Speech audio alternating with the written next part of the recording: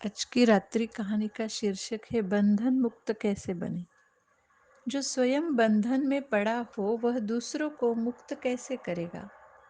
एक राजा ने सुना कि शुकदेव जी से भागवत सुनकर परीक्षित मुक्त हो गए थे।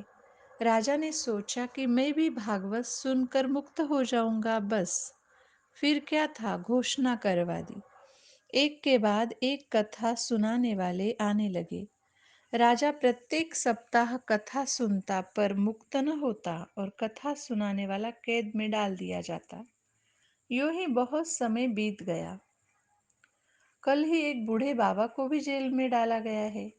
आज एक युवक दरबार में आया है, कहता है मैं आपको कथा सुनाऊंगा पर मेरी एक शर्त है। पहले मुझे 1 घंटे के लिए राजा बनाया जाए। मंत्रियों की तलवारें खींच गई। राजा मुस्कुराया, मंत्रियों को शांत रहने का इशारा कर सिंहासन से नीचे उतर आया। सिंहासन स्वीकार करे, राजा ने युवक से कहा। युवक सिंहासन पर बैठा और बोला, जेल में बंद मेरे दादा बूढ़े बाबा को दरबार में बुलाया जाए और 2 रस्सियां मंगवाई जाए। ऐसे ही किया गया। बाबा समझ नहीं पाए कि वह क्या हो रहा है।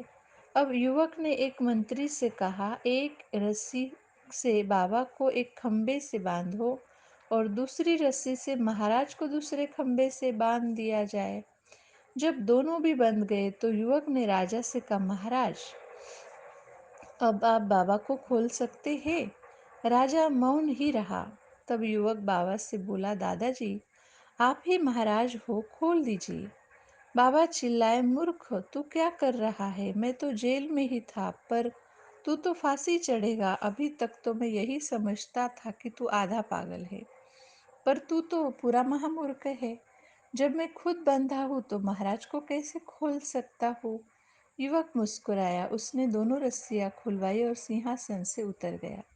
राजा के चरणों में झुका और बोला, महाराज मेरी दृष्टता क्षमा हो।